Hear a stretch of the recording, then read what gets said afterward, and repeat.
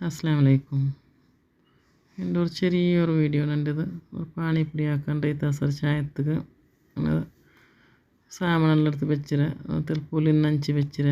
ತೆಲ್ಪ ಪುದೀನ എടുത്തുണ്ട് ഒരു പിണ്ടി പുതിന മൈ ತೆಲ್ಪ ಕೊತ್ತಂಬರಿ ಸೊಪ್ಪು എടുക്കുക ಅದು ഒരു പിണ്ടി മൈ പിന്നെ ಅದಕ್ಕೆ ഒരു ತೆಲ್ಲ ഒരു 4 കായ്മുളക് ഇട്ട ഒരു ചെറിയൊരു പീസ് ഇഞ്ചി ഇട്ട എല്ലാം ഒട്ട് മിക്സി ജാറിക്കിട്ട് കൊടുക്കുക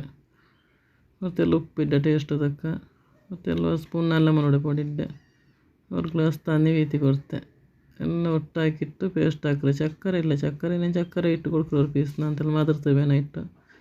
ನಾನು ಚಕ್ಕರೆ ಇಲ್ಲ ಅಂತ ನಾನು ಬ್ಯಾಂಡ್ ಹಾಕಿ ಚಕ್ಕರೆ ನಾನು ಪುಲಿ ಚಂದ ñೌಂಡಿ ಕೊಡ್ಕ್ರೆ ಇಪ್ಪ ನಾನು ಚಂದ ಅದು ಇದಾವಟ್ಟು ಆದರೆ